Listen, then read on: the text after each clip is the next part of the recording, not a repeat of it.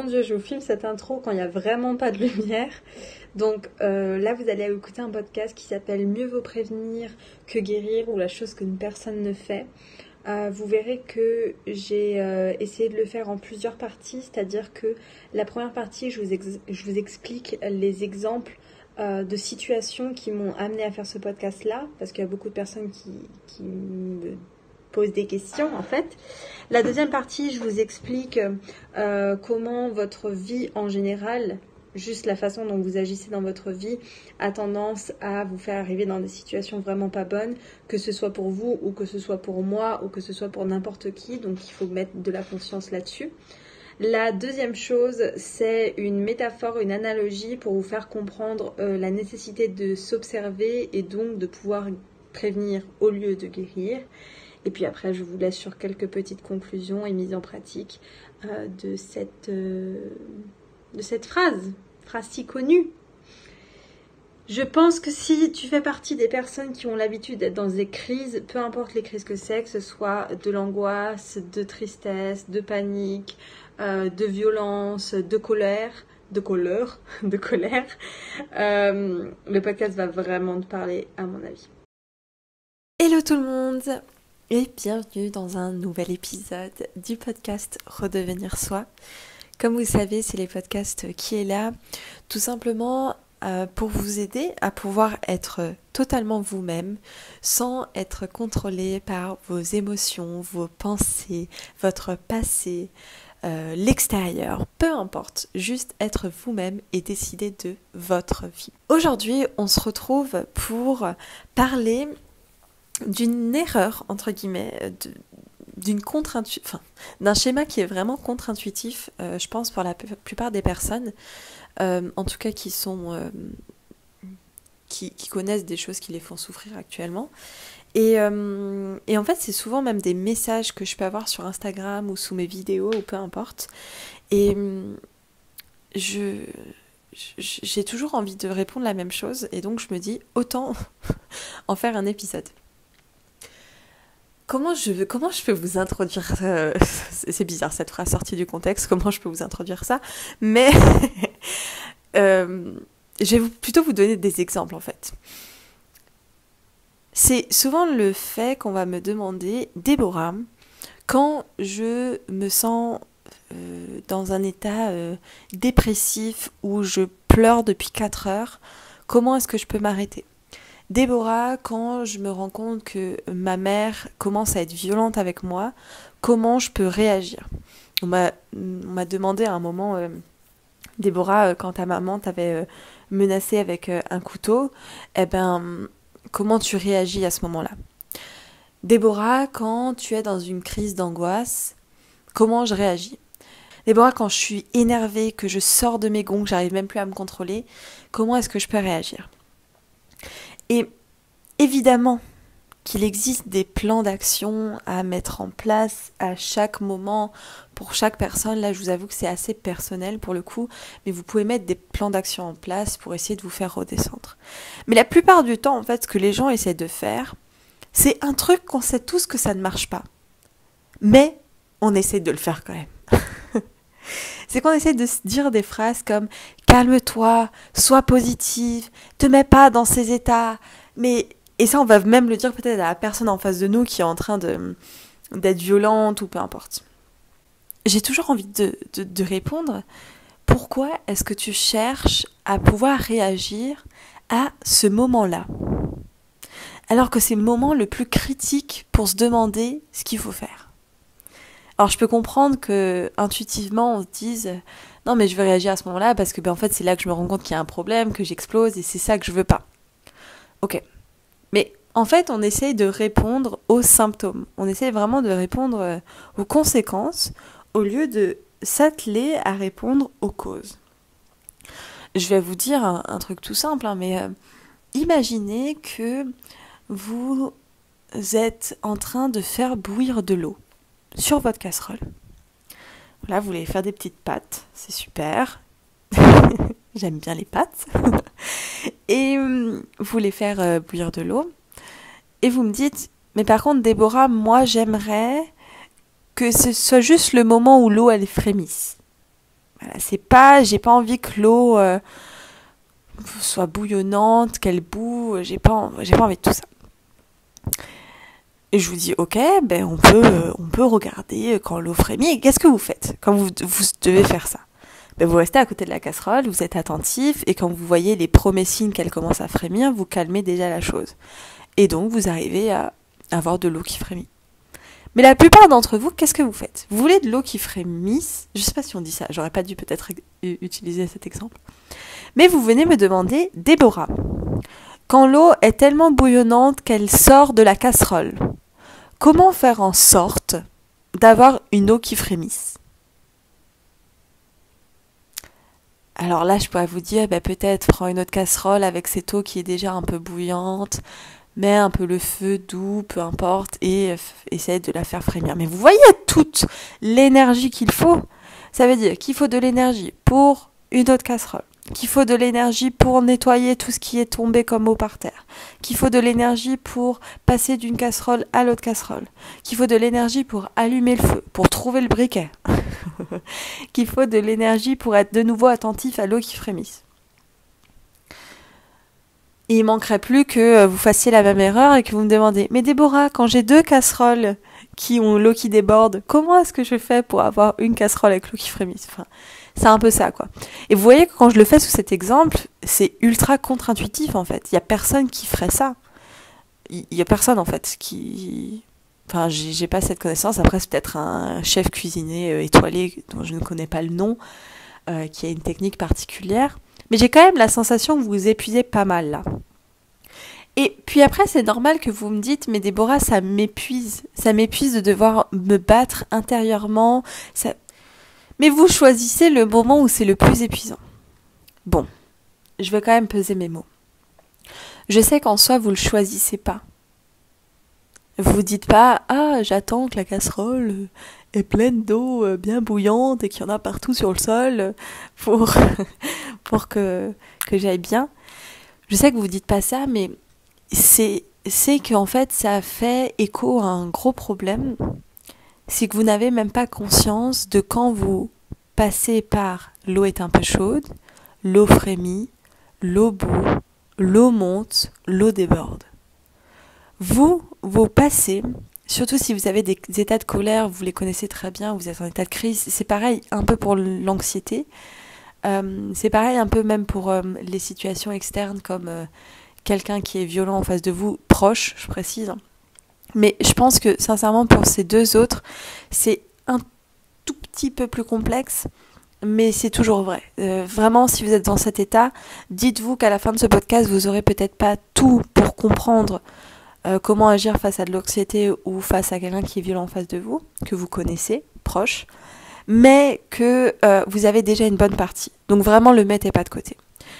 Mais là, on va vraiment prendre l'exemple de vous qui vous mettez en tristesse, en état de tristesse assez vite, en état de colère assez vite, c'est comme s'il suffisait d'appuyer sur un bouton pour vous sentir exploser, ou au contraire, pour vous sentir imploser. C'est important de mettre les deux, parce qu'il y en a certains, la réaction qu'ils ont à ce moment-là, c'est de juste fermer la porte de la cuisine. De faire comme si ça n'existait pas alors qu'ils le ressentent. Il y a une implosion interne qui est énorme, quoi. Donc voilà, ça peut être explosé comme la casserole ou implosé. Je veux quand même qu'on soit ok sur le fait que si vous faites ça à répétition, vous allez avoir soit une inondation dans votre cuisine, peut-être pas une inondation parce que c'était quand même qu'une petite casserole, mais vous allez peut-être avoir la cuisine en feu, vous savez plus éteindre le feu, vous allez avoir la casserole qui brûle, vous allez avoir des choses à nettoyer comme pas possible. Enfin, à terme, vous brûlez en fait. Intérieurement et extérieurement. Et je sais que c'est pas ce que vous voulez pour vous. Mais comme je l'ai dit, je le sais très bien que vous vous dites pas « Ah oui, je choisis ça. Ah oui, Déborah, bien sûr. » Non. Mais, comme je l'ai dit, ça met le point sur la cause du problème. Que déjà, vous n'arrivez pas à faire cette observation-là. Vous n'arrivez pas à comprendre ce qui se passe en vous. Et vous avez vraiment cette sensation de passer d'une seconde à l'autre d'un état normal à un état de crise. Et c'est faux. Je sais que ça peut être dur d'entendre le c'est faux, mais je vous promets, pour avoir travaillé avec des personnes qui font des réelles crises de colère, de tristesse, qui en deviennent même violentes alors qu'ils ne le veulent pas, je sais que en fait, c'est un cercle vicieux, en fait. C'est un cercle vicieux entre ce que vous dites, entre ce que vous ressentez, mais vous n'arrivez même plus à le voir. Et donc, en fait, on voit que le moment où on passe de l'état de la casserole est pleine à la casserole déborde. Vous n'arrivez même plus à voir les états d'avant. Donc, on a cette sensation que ça passe d'une seconde à l'autre, mais croyez-moi, c'est pas le cas. En tout cas, vous avez un super pouvoir là. C'est que vous savez que une des premières choses, et c'est une des premières choses de ma méthode, c'est pouvoir observer, pouvoir mettre du recul sur ce qui se passe. Évidemment, si vous savez le faire sur le moment T, c'est génial. Si vous savez le faire à quelqu'un qui connaît ces situations-là, qui arrive à vous dire à quel moment, pour chaque cercle vicieux, agir et comment, c'est génial. Mais vraiment, la première étape, faites pas les choses dans le désordre. La première étape, c'est de vous rendre compte que on ne passe pas d'un état d'une eau totalement tiède dans une casserole avec le feu pas allumé à une eau bouillante qui déborde. Et me demander, Déborah, que faire quand l'eau déborde, c'est déjà être sur la mauvaise voie. Ça ne veut pas dire que je ne veux pas vous répondre. Évidemment que c'est cool de savoir ce qu'on peut faire dans des crises d'angoisse, dans des moments de colère intense, de tristesse intense. Mais pour moi, c'est comme essayer de mettre un pansement sur vos plaies. En fait, je ne serais pas en train de vous aider en vous disant ça. Par contre, en essayant de bien vous faire comprendre que c'est pas justement ce schéma de pensée qu'il faut avoir pour s'en sortir, là, je sais que sur le long terme, je vous aide. Ou même sur le court terme. Et du coup, par pitié, demandez-moi, Déborah, comment ne pas arriver à ce moment-là. Alors, il y a un truc que souvent j'ai envie de dire, c'est que on a l'émotion d'avant une situation, l'émotion de pendant une situation, l'émotion d'après une situation. Vu que là, on est vraiment dans le « je préviens au lieu de guérir », voilà, ce sera peut-être ça le titre du podcast, mieux vaut prévenir que guérir. Tout le monde essaye de guérir au lieu de prévenir. On va déjà se concentrer sur la première partie. En fait, là, actuellement, moi aujourd'hui qui vais bien dans ma vie, où je me sens bien, je me sens totalement moi-même et tout, si demain vous me demandez, Déborah, comment est-ce que tu pourrais faire en sorte d'être dans cette situation-là d'eau bouillante, d'avoir une vie où tu te sens pas toi, d'avoir une vie où tes émotions prennent le dessus, d'avoir une vie où voilà, il suffit d'appuyer sur une plaie ouverte, il suffit d'appuyer sur un truc qui te fait mal pour que ça explose. Qu'est-ce que tu fais ? Eh bien en fait, je sais exactement ce que je veux faire. Déjà, premièrement, il y a de grandes chances que je retourne habiter chez mes parents, il y a de grandes chances que je fasse bien en sorte que les phrases qui me répètent, je les re-répète quand je suis avec moi-même. Je vais faire en sorte aussi de rester assez souvent dans mon lit.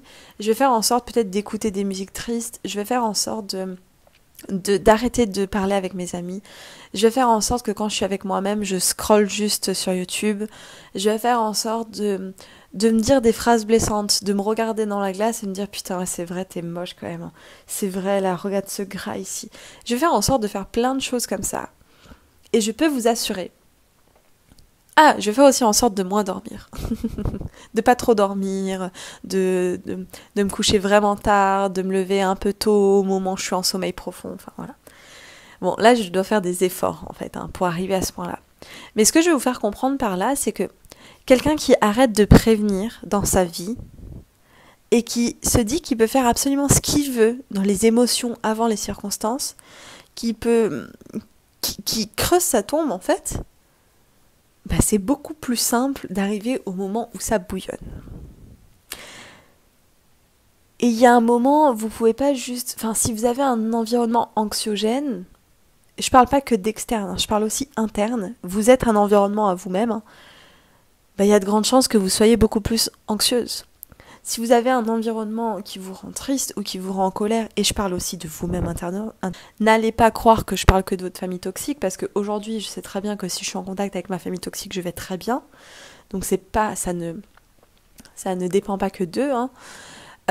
En tout cas, si vous avez cet environnement-là avec vous-même, ouais, vous devez gérer je ne sais pas combien de casseroles en même temps et... Donc, encore une fois, venez me demander, Déborah, plutôt comment prévenir que guérir. Ayez bien conscience que n'importe quelle personne ultra bien dans cette terre, si elle commence à refaire des schémas de pensée, des schémas émotifs, des schémas d'action qui sont totalement nuls, qui le font du mal, il y a de grandes chances qu'elle se donne la possibilité d'avoir une eau qui bout et qui déborde. Donc déjà, ça c'est le premier point.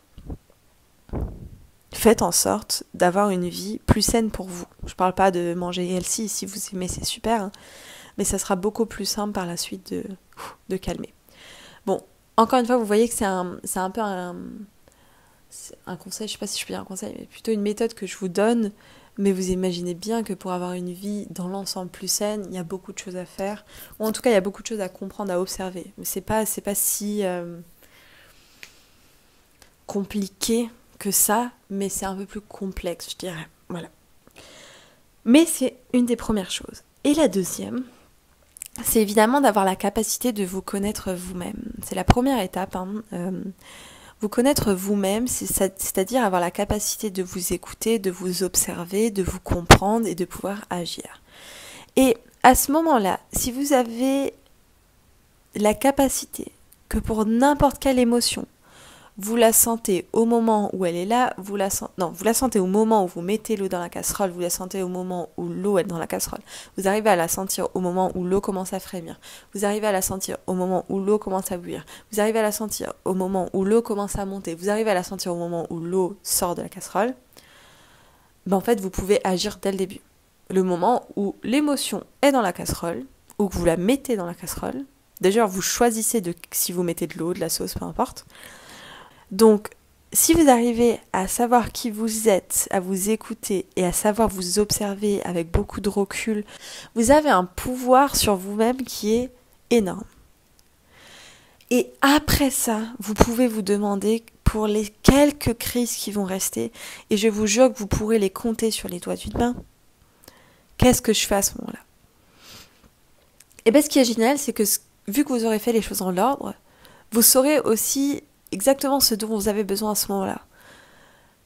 Un plan d'action, de ce que vous avez besoin de faire, des actions, des émotions à mettre. Vous le saurez déjà plus facilement parce que vous êtes entraîné avec vous-même. Si aujourd'hui je vous donne juste une liste de ce qu'il y a à faire dans un moment de crise, il n'y a absolument rien qui va me permettre de savoir si vous êtes capable de le faire ou non. Parce que vous n'êtes pas entraîné.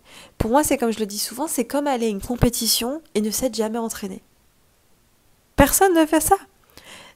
Tout joueur de haut niveau, et je le sais moi-même vu que j'ai été en haut niveau, si vous voulez aller à un moment où on est là pour guérir, entre guillemets, en compétition, vous allez vous entraîner à connaître les mouvements, à savoir si vous penchez un peu plus du côté ou de l'autre et que vous êtes en train de tomber de la poutre, comment agir à ce moment-là, pas quand vous êtes par terre. Enfin voilà, vous apprenez à savoir observer, à savoir comprendre ce qui se passe et agir avant, directement. C'est que rarement que vous allez vous demander « Ah, et si je me pète les ligaments croisés en compétition, qu'est-ce que je fais ?» Parce qu'il y a moins de chances que ça arrive, justement. Bon, voilà. J'espère que mes analogies sont pas trop fucked up et vous arrivez à bien les voir, les comprendre. Mais ce qu'il faut retenir de ce podcast, c'est, comme on vous le dit souvent, mieux vaut prévenir que guérir. Donc, venez pas trop me demander « Déborah, et quand je suis dans une situation de crise, de colère intense, de tristesse intense, d'angoisse intense, même de gens autour de moi qui sont intensément comme ça, qu'est-ce que je suis censée faire ? » Parce que normalement, on fait en sorte de ne pas arriver dans ces moments-là d'abord. Par deux moyens. Le premier, c'est d'avoir une vie, un environnement interne et plus loin externe qui diminue ses chances d'arriver dans ce moment-là. Et deuxièmement, avant ça, on fait en sorte de savoir s'observer, se comprendre et de pouvoir connaître tous les états de l'eau dans la casserole, de pouvoir même choisir s'il y a de l'eau ou non, si on met autre chose ou non, et de pouvoir tout simplement agir à chaque moment. Et seulement si après ça, il reste des petits résidus, là on se demande, et en état de crise, avec tout ce que j'ai appris, toutes mes connaissances, qu'est-ce que je peux mettre en place ?